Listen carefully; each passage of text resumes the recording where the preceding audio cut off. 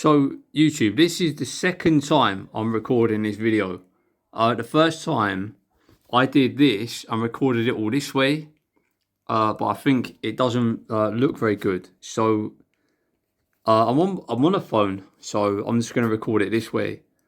Now the reason for my video is for like, I think people should do something about global warming. Like, I'm unemployed at the minute, and I've been told to think, like, prepare for work, and like, think about getting into work, look for work. So I'm thinking, right, global warming's a problem, like, and there's money in it, whatever money is somewhere. Like, there's a lifestyle. Like, some people, who cares anyway? So yeah, so I've asked. So this is Chat GPT basically. That's my name at the bottom. Just ignore that. It's like a data protect issue. It's like an issue. Anyway, so as you can see, I've asked legit questions. Now, at first, I did ask GPT if it could help me make a fake passport, or if it could help me find some money that wasn't legally mine. But yeah, so let's just say I now know that everywhere has security these days, and there's no actual money left in banks. So yeah, like, everything's digital now. That's just how things are. But anyway, so I started asking ChatGPT legitimate questions. Like, I legitimately asked it to make me a picture of an apocalyptic darkness versus light scene with me in the middle, and it made my YouTube picture. I then asked how to create a crypto coin. I got halfway there, but I thought, nah, like. But anyway, then I asked it the best coding courses. Now I'm learning how to code. Best skills to pair with coding. I'm struggling with that one because I'm an adult now. Like, I'm almost 40. All the courses are online, and all the courses is just code, like computer courses. You can do like customer service courses or days out here and there, but I'm not there yet. But I'll get there. But yeah, but I've started coding. Legitimately signed up to a course, and I've learned how to use GitHub. I need to go over it again just to sort of use it naturally. But like, I know how to sort of start a project and try and work with someone. I just don't have anything to work on. Like, I don't have a business plan or an idea. Like, I don't have a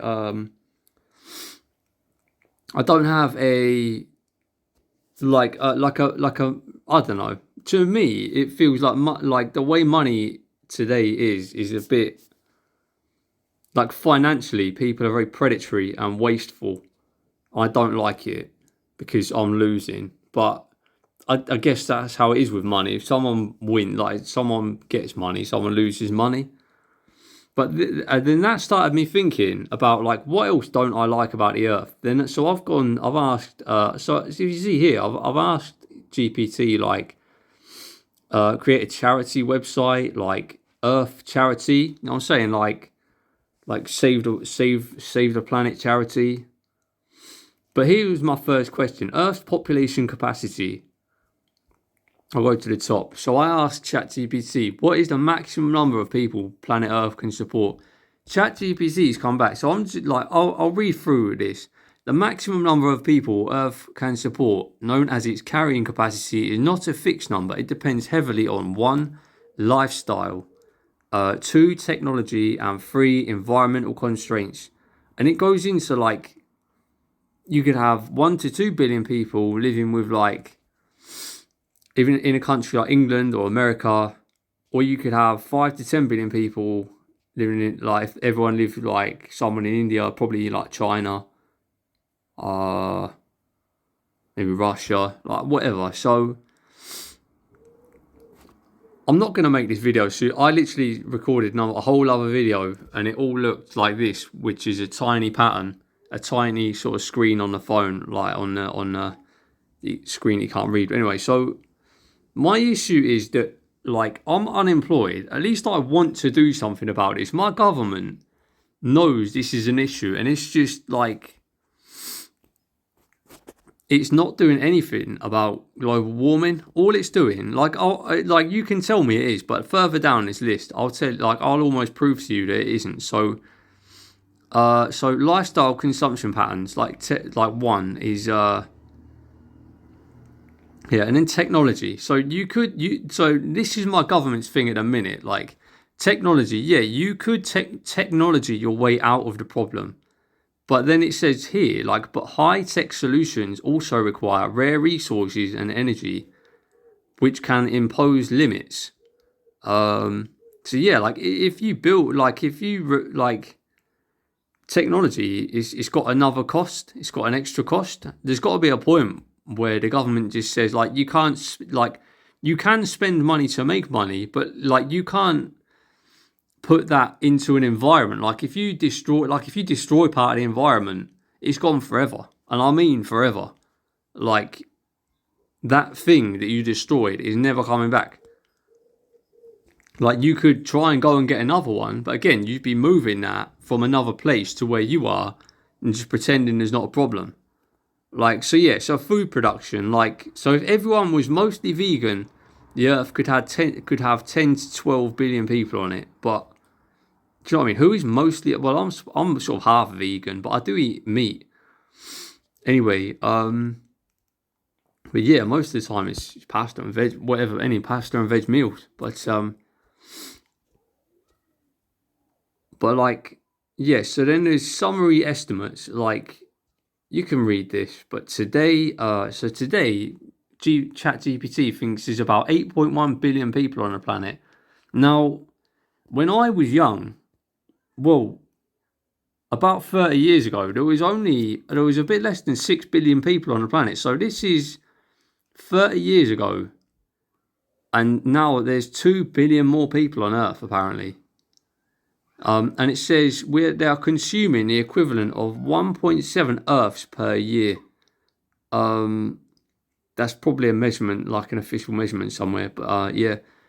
So the bottom line, Earth could theoretically support up to 10 to 12 billion people, but only under strict sustainability, which would mean my government not being like it is today in any way. Sorry, but you can't, like, when they talk to each other, when they're at work in their House of Commons, they talk to each other and they start every sentence with a phrase like "my learned friend" or my what do they say? Like like the like they start every sentence with like Mr. Speaker or Mrs. Speaker. Like it's stupid. It's just a waste of time. Not a good, like they should be leading by example. They shouldn't be using like they shouldn't be using ways of communicating that are centuries old. Yeah, you should not forget tradition and stuff, but you shouldn't be wasteful and just you shouldn't just be wasteful because you can't think of it. Like there is, like in the English language, there's better ways to communicate with people. Anyway, I don't like some stuff, but anyway, yeah. So if everyone wants a Western lifestyle, I'll continue reading. The number is much lower, around 2 to 4 billion people. So if like everyone in my country, in England, everyone wants a house, everyone wants a car, everyone wants a phone. Like, and the government instead of the government saying whoa, that's a lot of stuff. We can maybe give everyone like a house, like somewhere to live. We can't give everyone a phone. The government say, listen, right, if you're super clever or or you're super talented, you are worthy of having a phone in a house, which I like is not on. Like, I don't even watch Wimbledon anymore. I used to think Wimbledon was an absolute nuts when I was growing up. Centre court was where it was at. But now I watch people and I see nothing's changed apart from this year they've removed the line judges. Like, so now, but all they've done is, like, they haven't changed. Like, competing for a trophy is cool. but it shouldn't be worth like, it shouldn't be like your chances of winning Wimbledon, like numerically, are you've got more chance of winning the lottery. But Wimbledon is still there. But I used to think centre court was it, but now I don't. I really don't. But anyway, so yeah, so I had a second question, like a follow on. I only had one. I only had two questions, but my follow up questions to GPT. I hope you can read the screen because I haven't read everything up. But I've then asked GPT if human capacity exceeds the above capacities for high, medium, and low living standards, how long will Earth be healthy? GPT's come back and said, like, if humanity exceeds Earth's sustainable carrying capacity, the planet's health will degrade. Not instantly, but gradually and irreversibly over time. The timeline depends on how far and how fast we overshoot and how we manage our ecosystems, consumption, and waste. Here's a breakdown of what happens and how long Earth can remain healthy under different overshoot scenarios. You can read this. I'll move the screen a bit and leave it there. But it says key factors that determine Earth's health timeline. Sorry, not helpline. Overshoot level, technology used, ecosystem resilience, feedback loops, which is basically like one thing leads to another, which also my government doesn't understand. And global cooperation. I would say anyway. I wouldn't talk. Like, so explanation, like, the more we exceed carrying capacity, the faster resources degrade. Technology use can slow damage, but also cause more consumption. So, like, what I was saying, like, well, I don't know if I talked about solar panels, but so if you put solar panels on a field, like, you're pretty much just, you're making a problem for people who make solar panels. Then they're going to need solar panels. Like, because you can't make solar panels out of trees. Anyway, yeah, so ecosystem resilience. Once pushed past tipping points, for example, Amazon collapse, damage accelerates. So, yeah, so things get worse and worse. Things don't just go downhill. They do like an inverted loop-the-loop, which you can't even do on Earth because of gravity. Feedback loops, melting ice, deforestation, warming oceans will cause compound effects. Global cooperation. Now, like, my issue here is I'm thinking about doing something about this, but there's nothing I can do. But yeah, so global cooperation. If lacking, problems worsen quickly and are harder to fix later. So that basically means, like, if the people in charge, or if the people like in charge, governments are legitimately in charge of people, like what people do. If they don't start setting an example, that is, we need to start looking after this planet's resources better. Like, if you don't, like, if you saw an MP say, "Listen, I'm not putting petrol in the car today. I want to make a difference." Like, think Michael Jackson, Man in the Mirror. Do you know what I'm saying? I forget the words off the top of my head. But something about changing. Anyway, like I'm looking at the man in the mirror. I'm asking you to make a change. I don't think I can get copyright for that.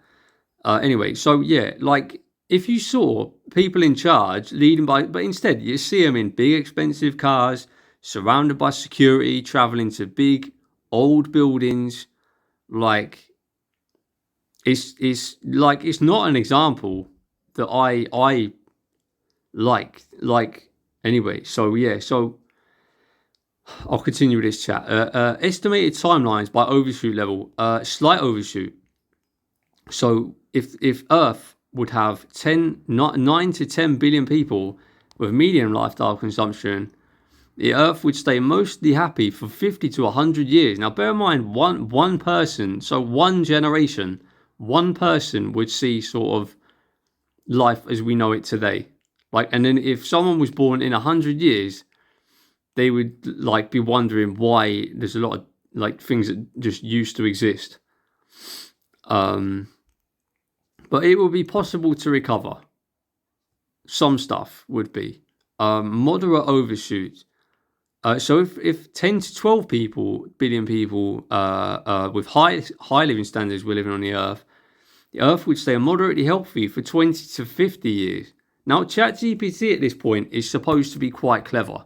Now, I'm thinking it's telling me what I want to hear a bit. Like, it's a bit biased. It's going to tell me, because I've asked about global warming, it's going to tell me to be more careful maybe than it would tell someone else. But if you see the risks here, like food shortages, we see that every now and again. Water crisis in England, our rivers are filthy. We run out of water sometimes, have hosepipe bans. Deforestation. Someone cut a tree down in England I think last year. Accelerated climate change.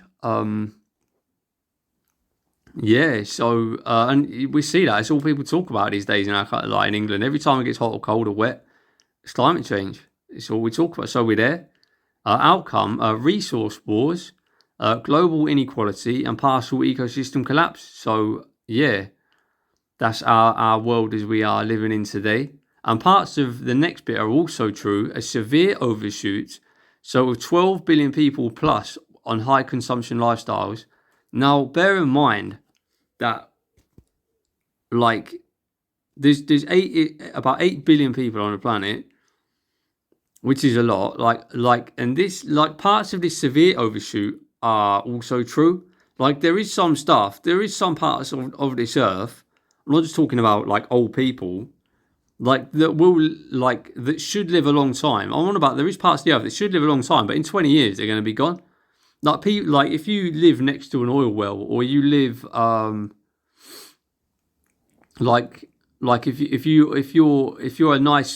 there's like a nice bit of land, if someone like people are planning on building and stuff all over the place, like just replacing whatever is there with a building of some kind, sooner than anyway. So yeah, so there are parts of it, like in less than 20 years, there's going to be quite a few parts of the earth that have been dug up or built on, meaning there's nothing living there anymore. So yeah, so risks, mass extinction, ecosystem collapse, irreversible climate shifts, and we hear about this stuff in the news nowadays. Outcome: massive human displacement, like widespread conflicts, possibly civilization collapse. Like I don't know when stuff's going to run out, but people need to change. I'll give my here's the end of the chat anyway. So real Earth comparison today. We're already in overshoot, consuming 1.7 Earth's worth of resources annually. Deforestation, losing 10 million hectares a year, more or less. Biodiversity, we've already lost 70% of vertebrate wildlife in the last 50 years. So that's a decline of 70%, 70%. All because, and this is like I'll get into how I feel about this in a couple of minutes. So climate, global and like I said, my government has told me to do this.